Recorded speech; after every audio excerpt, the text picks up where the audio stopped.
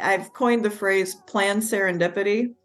In order for serendipity to happen, you've got to be receptive and put yourself in the right place to receive that. What may look like I had it all figured out is probably quite the opposite, but the secret is to be receptive to those changes. Welcome to Vet Life Reimagined. I'm excited to share this conversation with you. Dr. Henry is very special to me. We met when I was in my clinical nutrition residency, and she was an oncology professor and the associate dean for research and graduate studies at the University of Missouri. We quickly became friends because of our common Auburn vet school background. War Eagle. War Eagle. I have been impressed with how she has supported those around her, her openness to innovative ideas for veterinary education, and how quickly people loved and respected her and her leadership at the University of Missouri. Dr. Carolyn Henry, as of this year, stepped down from being dean after 6 years. She started at the University of Missouri Veterinary School in 1997 to start the oncology service. I threw a few challenging topics at her because 1, I trust her greatly to provide us insightful answers, and 2, I knew she had recently discussed these topics at a conference prior to our conversation. This is another fantastic episode, so let's get to our conversation with Dr. Carolyn Henry. When did you first know you wanted to get into veterinary medicine? Oh, I was one of the kids that knew when I was very young. The first job I had, 12, and fortunate to have a veterinarian whose clinic backed up to our house. Oh, wow. And so I just went through the backyard over the creek and up to the clinic and asked what I could do. So I worked there for a few years, and then that just cemented that I wanted to do that for a career. When you got into vet school, did you think you would do small animal? What did you think you might do? And did that change at all as you went through? So I knew exactly what I was going to do, as many of us did.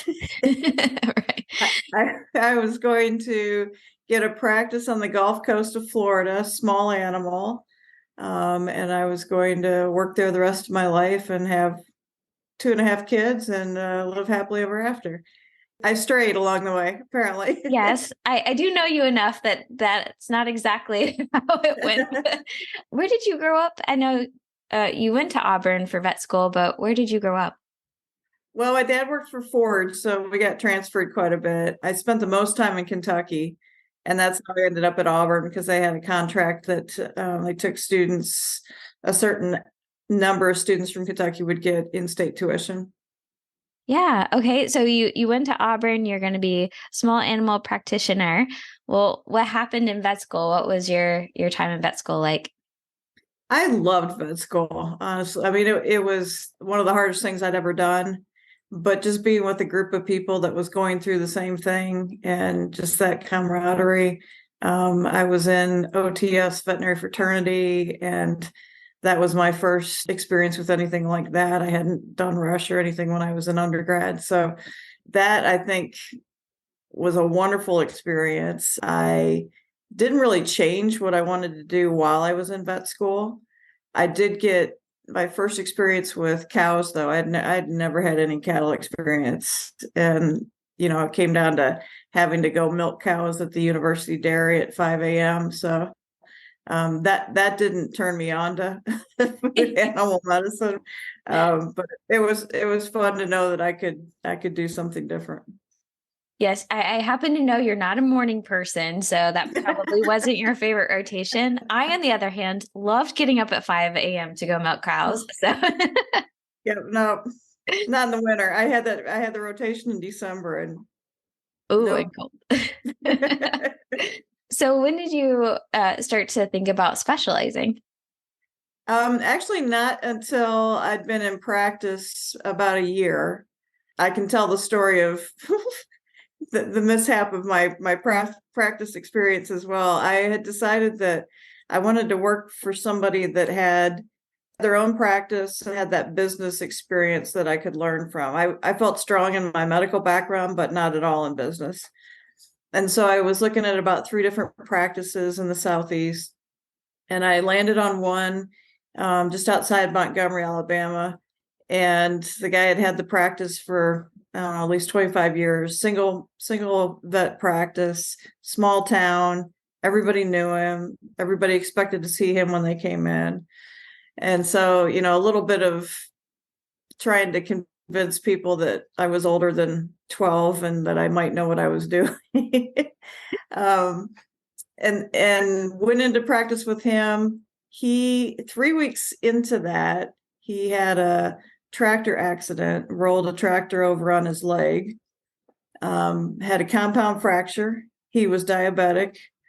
He got gangrene. They ended up amputating his leg, and he never came back to work.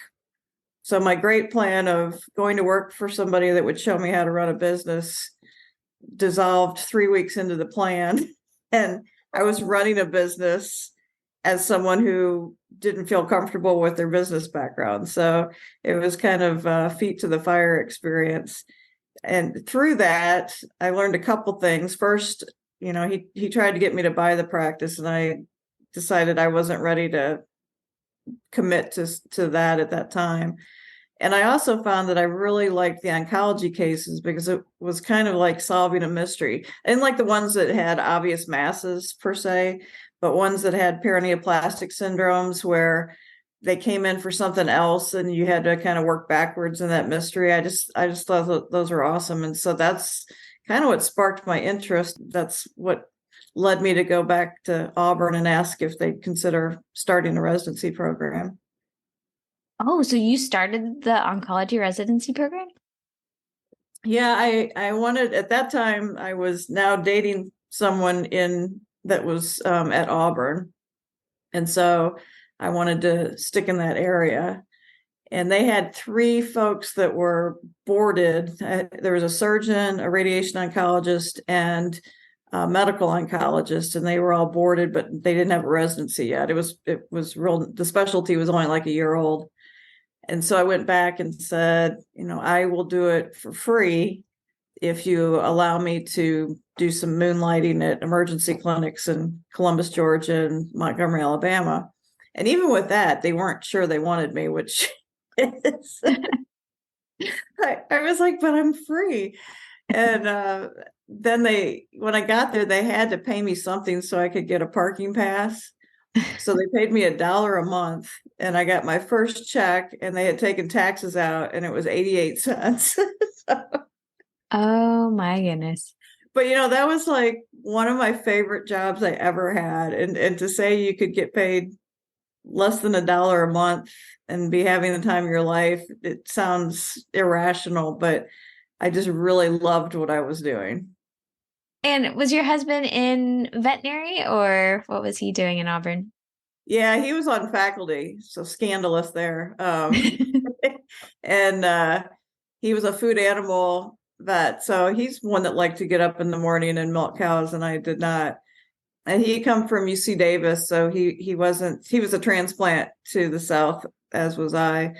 And yeah, we ended up getting married before the end of my residency, and then we moved out to Washington State on faculty appointments out there as our first trip together, our first venture out. Oh, I didn't know that one. So in Washington State, were you there to be an oncologist on staff, or? Yeah, they too did not have an oncology program, and they wanted to start one. And he was food animal. They needed a food animal vet. They actually had me in internal medicine, and then I was to eventually build out an oncology program. But I ended up doing a lot more internal medicine than I had ever intended. I was teaching about diseases I'd never seen, like salmon fluke poisoning. And, Oh. and I didn't even know how to pronounce salmon at that time. I kept calling it salmon. So it was a little uncomfortable being thrown into teaching topics that weren't oncology and were also ones that I wasn't that familiar with.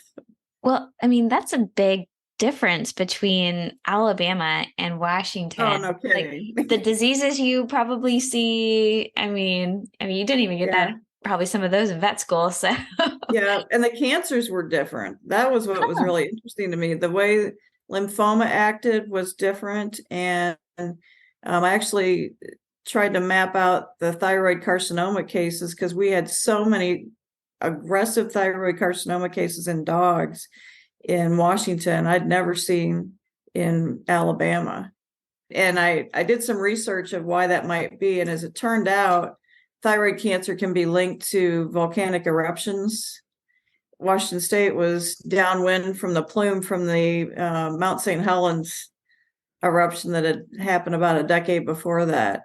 So it's kind of interesting to look at those things and then try to deduce if that's going to predict problems that could occur in people in that same area later down the road. I was just about to ask, did you look at Sentinel? Like, would they be an example of watching for that? That's fascinating. Well, goodness, does that start your One Health interest? Yeah, it started my epidemiology interest for sure. And then I was also working with some researchers from the Seattle area. So I was linked up with Bristol Myers Squibb at the time. They had a immunotherapy unit out there.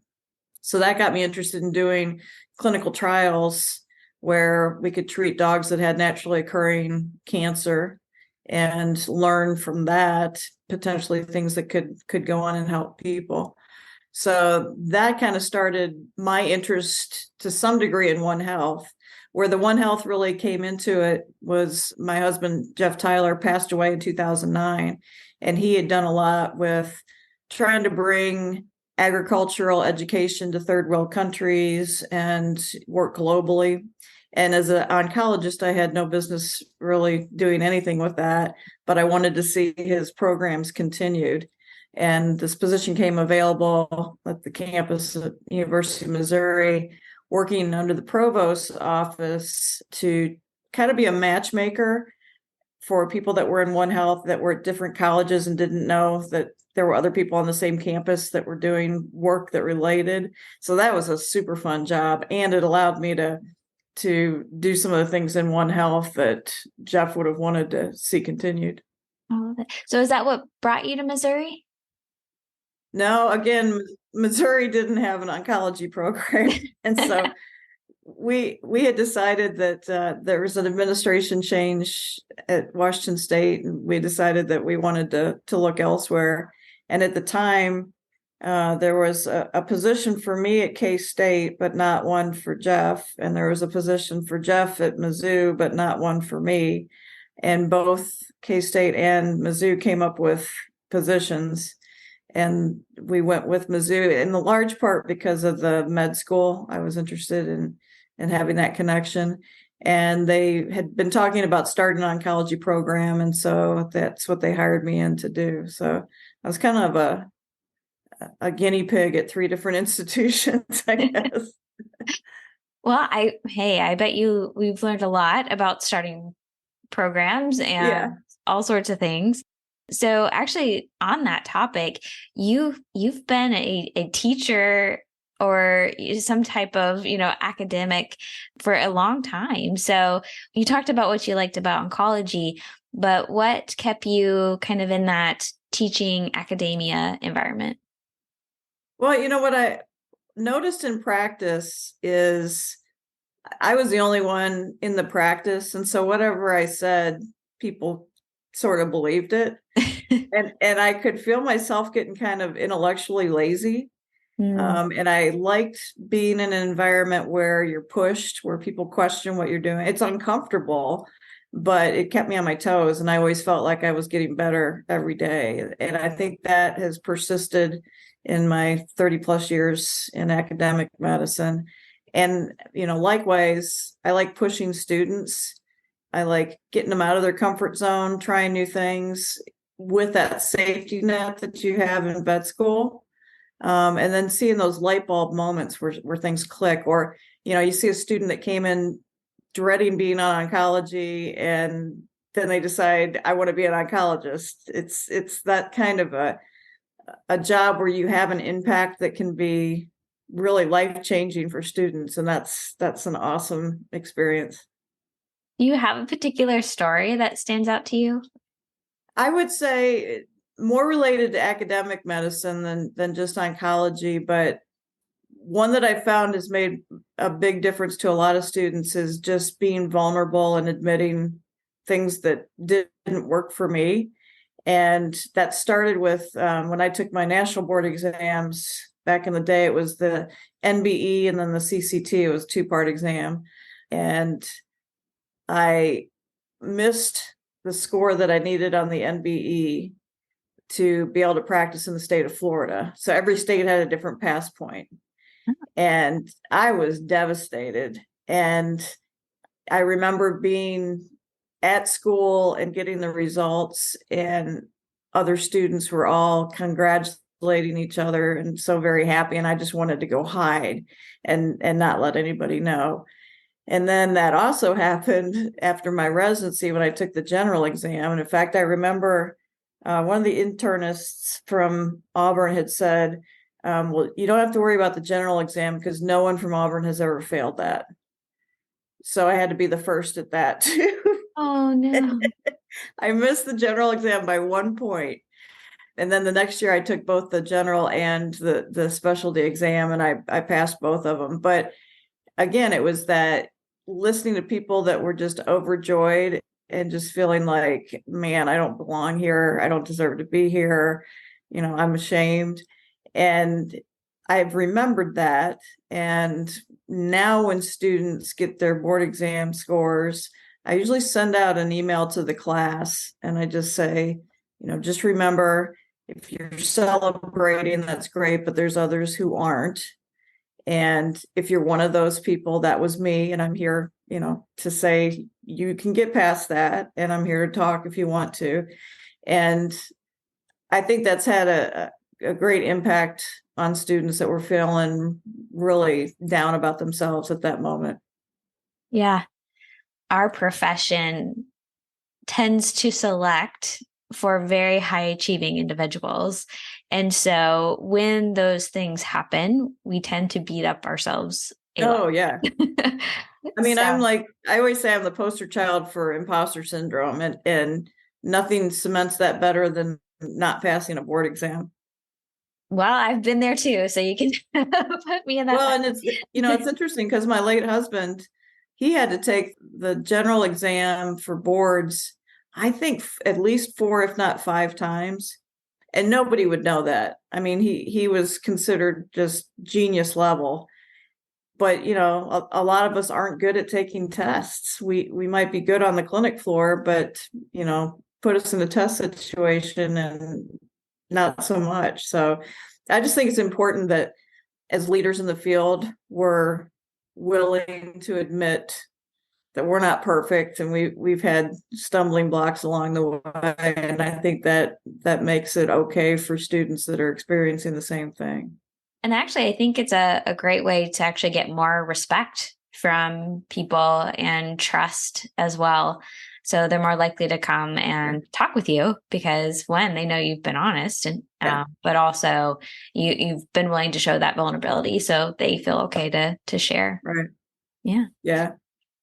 So you happen to get asked to be interim dean to start with, and you ended up being dean. So what is the journey to becoming dean of a veterinary university? So again, it's, usually when you put directions into your GPS, you know where you're going, your destination. And this was not my destination by any means.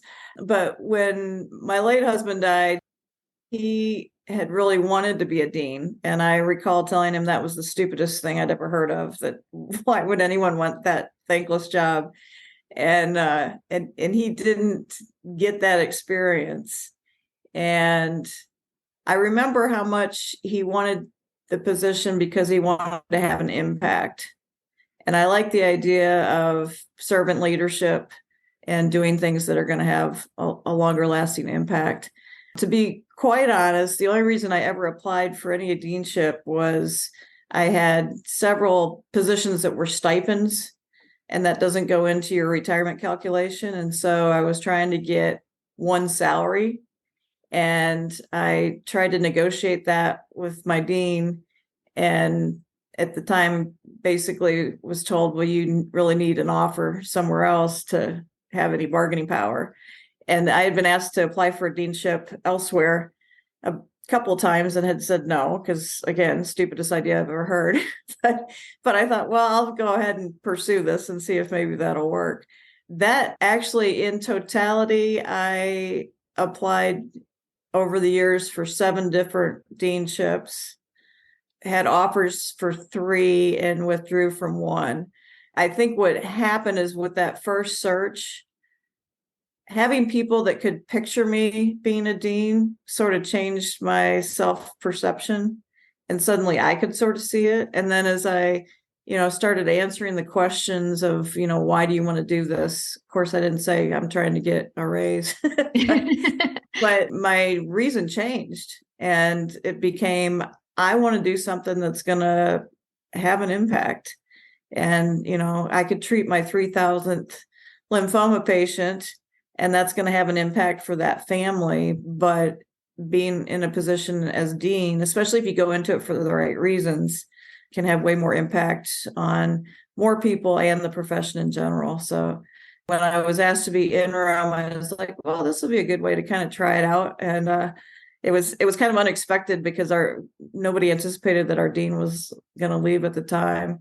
I signed up for it, not necessarily thinking it was going to be where I'd land eventually, but turned out that way.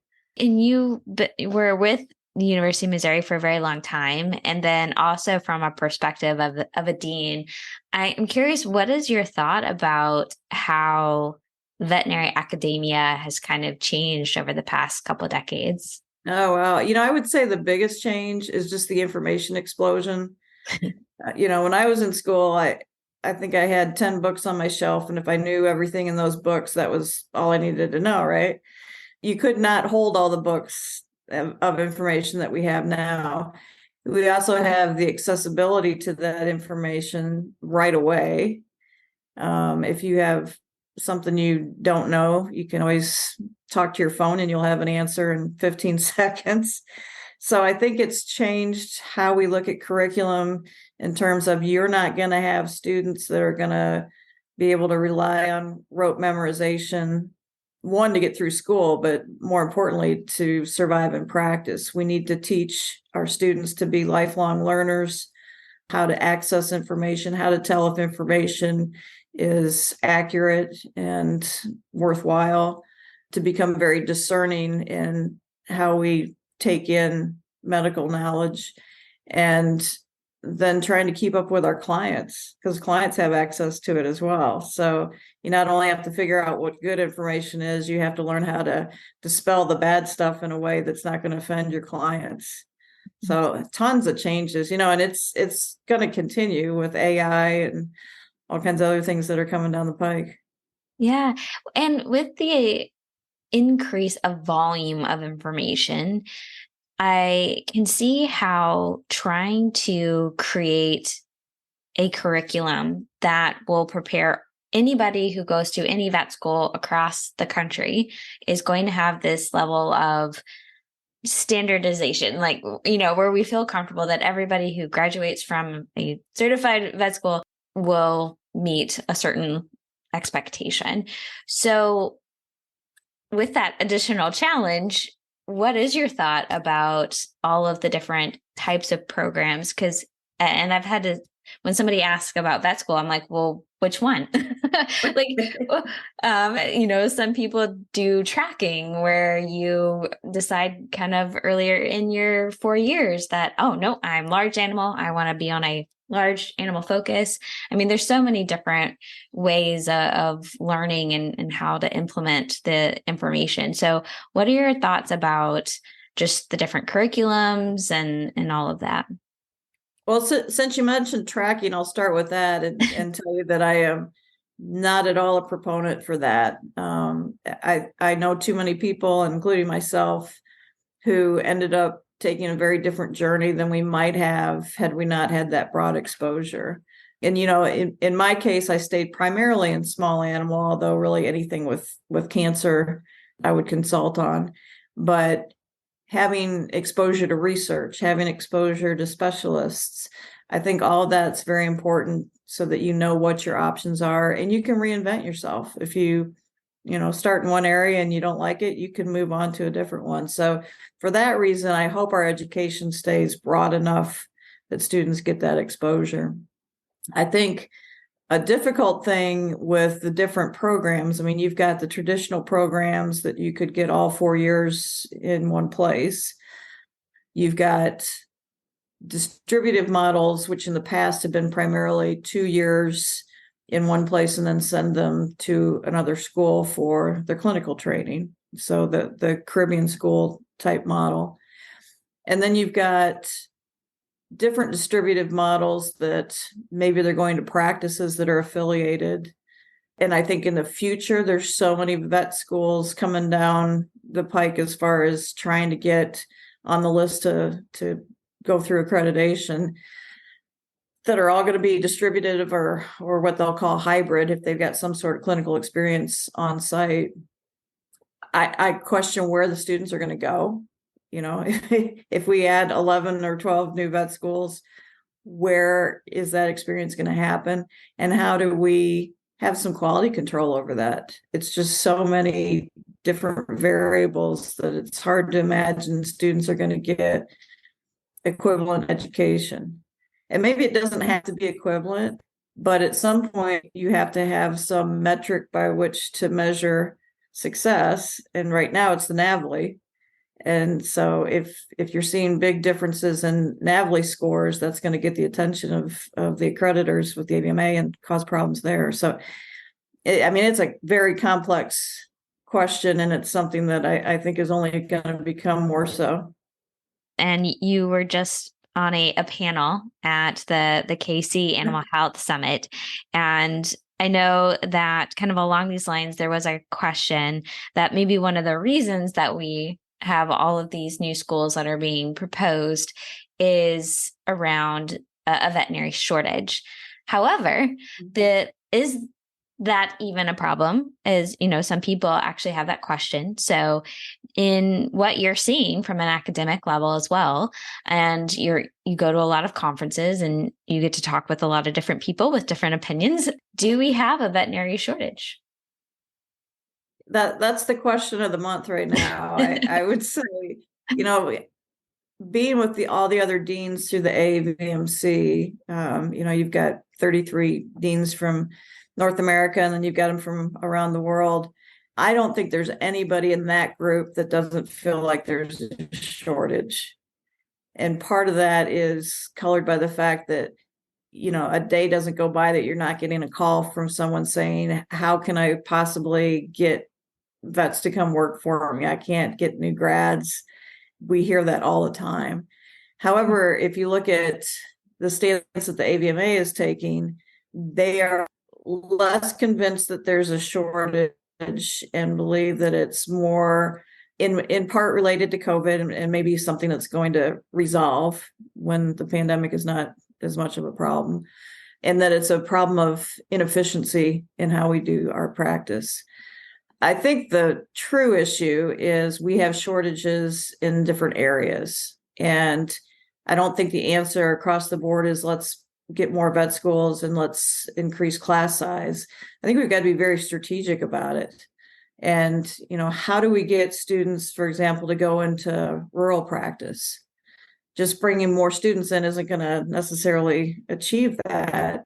And you got to look at, okay, well, why do our graduates not want to go into rural practice? And it's not one simple answer. It may be, maybe the schools aren't as strong. Maybe there aren't as many employment opportunities for a partner coming with. All kinds of things can affect people's desires for where they want to live. And so we've got to look at the bigger picture, and I hope we'll have a collective conversation between the two sides. Right now, I feel like we're kind of going off into our two different camps and hanging tough with our argument. I think we really need to say, what's the problem? If there are shortages, let's identify where they are. And then how can we be strategic about meeting that need? And what are we scared of? There's always this, oh my gosh, we're going to put out too many veterinarians. And is that realistic or not? And I think something that's also changing is I don't think new grads necessarily want to work those same hours that a lot of the previous generations have done. Full-time equivalent, or FTE, one veterinarian may not equal the same FTE today as they did 20 years ago. And so you may need to hire more than one veterinarian, which increases the need as well. So it's a complex issue, and it's one that I really hope we have a civil and productive discourse about it so that we can get some answers. Other people's solution to a veterinarian shortage, but it's not just veterinarian, it's the whole team, is to provide more opportunities for the veterinary technician. And so there's a lot of talk around a mid-level practitioner. There was a big announcement that went out just a couple of weeks ago, I think, that was kind of a, hey, we're going to actually do this kind of, I think, announcement. We're going to try to work towards this. And I know Missouri, I think you and I even spoke about focusing on opportunities for a veterinary technician program at Missouri. And so what are your thoughts? What are maybe some pros and cons when it comes to introducing a mid-level practitioner into veterinary medicine? Well, you're hitting all the controversies today. I did warn you. Yeah, mid-level practitioner is a dirty word in some groups. So, the idea is, do we need something like a PA on the human medical side? And again, I think let's look at what the problem is that we're trying to solve, and let's look at what are we afraid of if we do this. And I think one of the things that people are afraid of is that it'll take away from the respect and the recognition that vet technicians have, and it could affect their salary as well. On the other side, you could say, well, veterinarians tend to do a lot of things that probably aren't a good use of their time, that you could train someone in a PA type position to do, and then free that veterinarian up to do some of the more complex things, or have those conversations with the owners in a more complete way. So I think what it hinges on is, what is that list of skills that we would feel comfortable handing over to I'm going to call it a VPA, that would distinguish them from vet techs. And do those even exist? Or is it just a matter of saying, let's all get on board with what being a vet tech means? There's an argument there about whether we're going to call them nurses or techs. And every state has its own practice act, which really decides a lot of this. So we've got to be working with our state legislators, because it doesn't matter what AVMA or AAVMC or anybody else thinks, if the legislators can come in and change things, which is kind of what's happened in Arkansas. They've functionally created a position like this, and that could happen in a lot of different states.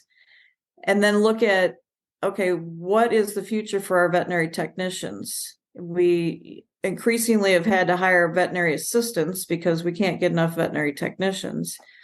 And does adding one more level just complicate that more? It could, but I also think a lot of our technicians leave veterinary medicine because they hit the ceiling. There's no place for them to go from there. So what we're trying to do at Missouri, and what I'm encouraging in different groups that I'm a part of, let's make sure we've got clear definitions of what is a vet assistant, what is a veterinary technician, and that can be registered, certified, or licensed, depending on what state you're in. And then what can you do from there? And certainly there are vet tech specialists that get specialized in certain areas. Oncology is one of those. But then what if they got a master's degree? What if they did continue education and went up to that next level? I would like to see that type of career ladder, because without it, we're losing people every year. I think that, the statistics are that most of vet techs get out of veterinary medicine in 3 to 7 years, and that's not sustainable. So let's recognize their skill set. Let's reward them for their education with salaries that match and the respect. Let's learn how to use them effectively to the top of their skill level. And then, I'm not personally opposed to having that next level, because I think there are some things that it could be very practical with. The big thing is understanding the level of supervision that's going to be required and understanding what that skill set's going to be. I think the concern is you're going to give VPAs the ability to write prescriptions, and they might make a diagnosis on their own that's incorrect and prescribe something. And then, the veterinarian is ultimately the one that'll be responsible. But I think there's ways to address that. Yeah. And I like your name better. VPAs sounds better than mid-level practitioner. It's just sort of gotten a bad. So Yeah. at least let's go with that name, if anything. No, no, I think back to your interest in being in academia, because you get to surround yourself with people who challenge you. It definitely sounds like you continue to do that. This profession has a lot of opportunity to grow. It's such a great profession. It is. Again, we're a bunch of scientists, so we like to learn. We like to hopefully grow and get better. Yeah. We just got to do it together. Yeah. Well, and I mean, if you look at what a vet tech can bring to your practice, they way more than pay for themselves.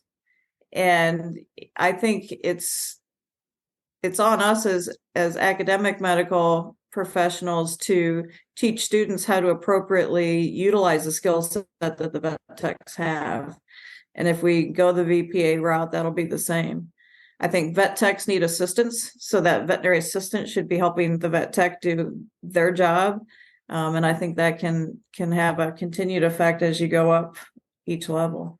I mean, I definitely have met many vet techs who they had far better skills than I did, or more of what I did. So yeah, I mean, we have some very, very, very talented people that I think any veterinarian who's being honest knows that they can't do their job without the whole team. So absolutely. You're part of big time conversations. You have a lot invested in early career veterinarians. What do you see as some of the things, just especially in early career, but in the profession in general, that you would like to offer some words of wisdom? Adaptability is key to this profession. And, certainly we all learned that during COVID in a very real way. I do like to encourage graduates to be open to different opportunities and not beat themselves up if they get into something and it just doesn't feel right. You don't have to stay in it. I think that's the beauty of our profession is, gosh, there's so many different avenues, and that's only growing every year. If you look at pharmaceutical companies, pet food companies, private practice where you're an owner, corporate practice, specialty. I mean, the list goes on. And I admittedly am a bit of a short attention span person. So I get bored rather easily. And that's another thing I like about academic medicine is you're on clinics and then you're on research time and then you're teaching. I like to mix it up that way. But, have some fun with it and don't feel bad if you find yourself in a situation that's just not a good fit. Our ever more rapidly changing world, there are going to be jobs tomorrow that don't exist today. I think that's even for veterinary medicine, and hence this podcast. So I'm glad that's your piece of advice. Well, and I think we need to embrace it. We can fight change all we want, but it's coming. Mm-hmm. So let's look at it and say, okay, how can we harness this for good? And I crack up thinking about, it was probably October, November of 2019. We were having a busy day at the clinic. I was in the deanship. But I remember seeing just tons of cars, and I went over there and the waiting room is full. And I got a break and I went to McDonald's and I ordered ahead of time on my phone app and did the curbside. And while I'm sitting there, I'm like, oh my gosh, why don't we do this in veterinary medicine? Like, if there's people that are sitting in the waiting room because they need dog food or they need to refill their script, that's silly. Let's think of an application like this for our vet hospital. And that seems so bizarre to even bring that up at the time, and was not, the people that I brought it up with were like, yeah, well, then you got to have runners, and then we find ourselves 6 months later having to do that. And then a lot of practices, once they got used to it, didn't want to go back to how we were before. So, I think it's just being open-minded and not being scared of change, realizing that every good thing that happens in your life requires some change, and let's as a profession embrace that. Was there anything else with the pandemic? I don't know. Bless the students' hearts who had to go through clinics during the pandemic, but like any like big take homes from that experience from your perspective? Well, I think it's changed the way we teach, certainly in the preclinical years. We went to Zoom, which none of us knew how to do in 2019, and didn't really know how to do it in 2020 either once we started. But it's changed how students want to learn, and it's changed the fact that a lot of them don't want to have in-seat classes. They want to do it on their own time, on their own schedule. So we're having to kind of recalibrate for that. And I think communication changed with clients. You had to get all the information in the parking lot or over the phone. So there's just a lot of adaptability factors that came into it that I think have forever changed the profession, some for the better and some not. And yeah, our students certainly learned resilience. I mean, coming in and that being the start of your vet school curriculum, I cannot even imagine. I can only imagine having to lead through that. Well, we were going through our accreditation Oh, with the no. AVMA. So our visit was scheduled for May of 2020. And then it got postponed, and then it got turned into virtual. And then after virtual, we had to do a verification on-site visit. So, I mean, our accreditation, I think, took about 2 years to get through the process. It tested us, but what's interesting is I think there were so many professors who had taught the same way year after year after year after year. And we talked to them online learning. Nope, that's not my thing, not going to do it. And it forced the issue. And once it did, there are some that said, I kind of like having this as an additional way to teach.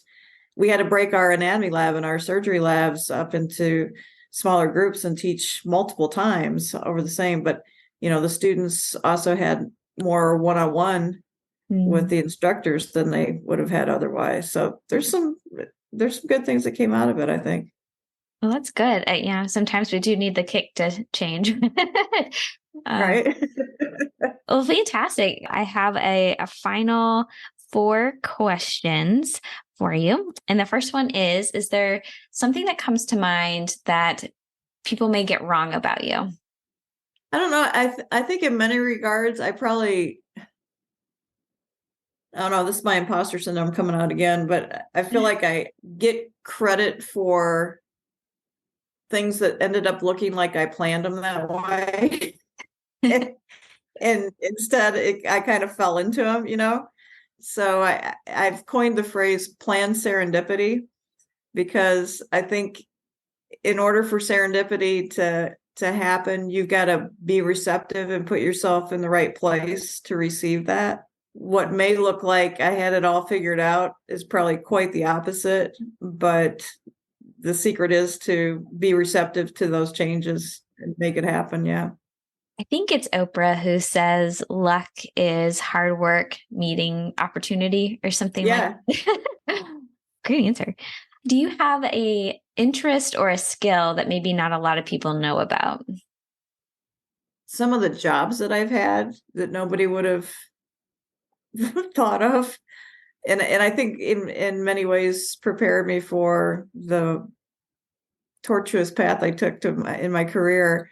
I was a private investigator in Alabama. And so I feel like I noticed things in settings that other people might not. I was a maid in a hotel when I was 15. So I learned a few things there. And then I did a lot of the things that you would think of for pre-vet, working on horse farms and vet clinics. I worked in cotton in Alabama as a cotton scout, counting boll weevils. So I think it's that diversity of background that people would probably be a little bit surprised by, but it also gave me great insight into a lot of different lifestyles, and it's, I think, made me more relatable with clients, or at least more empathetic. So is that something maybe we should be more open to, like as we, I mean, not me, but as we're looking to, bring in different individuals into veterinary medicine, especially when it comes to, our diversity interest. I mean, is that maybe is that something we should make sure that is okay and people are open to, and maybe we can encourage that for people coming in, and instead of Absolutely. spending every summer working with the small animal clinical veterinarian that's across the street, is it okay to have private investigator background? Because psychology a lot. I mean, I think that's Yeah. just being human psychology and being aware. What are your thoughts around that when it comes to like admissions and? So first of all, I think every student should have two things before they go to college, or at least earlier in their college career. They should have had a service job, whether that's, waiting tables or cashier, just where you are working with the public and you're having to be kind to people that aren't necessarily being kind to you. I mean, I think that's invaluable, especially if you're going into practice. And I think it's really valuable for US students to get outside the US just to get that perspective. I think we have such a warped view of our country if we've only ever been in our country. And, we think we can solve all the world's problems, and we think we know better than other countries. And just to get out of that, I think is very valuable. And we've changed our admissions process to really look more holistically at life experiences and value diversity of background, diversity of opinion. So yeah, in that regard, I think it's very important. I do have one talent I just thought of. Oh, yes. It's not a marketable talent, but I have always been able to find four-leaf clovers. Really? I don't Yeah. think I've ever found a four-leaf clover. But I don't find them when I'm looking for them. Like I'll be running and I'll pass one and I stop and I back up and I'll get it. So it's just something that Huh. I don't Hey, know, clicks. it comes back to what you were saying. You said you feel like maybe you get too much credit, but it's because you were, you know, you had worked to a certain part and the time worked out. And so Right. back to your four-leaf clover. That's it. There you go. Goes deep. Okay. If you ever need one, I can hook you up. Is there anything on your bucket list that you would like to do? Travel, travel, travel. Yeah. I got the travel bug early on. I think I had kind of a crazy aunt who was widowed at a fairly young age. She took one trip a year and she would bring a stack of Kodachrome slides at Christmas, and my dad would bring home a projector from work and we'd watch a slideshow, and I just like became engrossed in other cultures and, architecture and all that. So my bucket list of places I want to go to is quite long. I can relate to that for sure. And finally, what is something you are very grateful for? Comes to mind right now is the fact that I had an acute spinal cord injury last summer and was paralyzed in May, and am walking today by the grace of God and by, occupational therapists, physical therapists, surgeons, nurses, family, friends, colleagues. It's, not something anybody could do on their own. And I'm just so grateful that I was surrounded by folks that helped me get there. You have definitely have a lot of people who care about you. And so I'm glad you have a good team to support you as well in that. And I was kind of thinking back to when you were in private practice right out of vet school and the veterinarian had an injury and like everything changed. So Yeah. things can happen so quickly. So, having that support system is huge. Huge. Yep, absolutely. Yeah. And I've had that several times in my life. So I think you're spot on with that. Thank you for joining us on Vet Life Reimagined. Please make sure that you click the follow button on your podcast app to avoid missing one of our weekly episodes. I have a lot of wonderful episodes coming.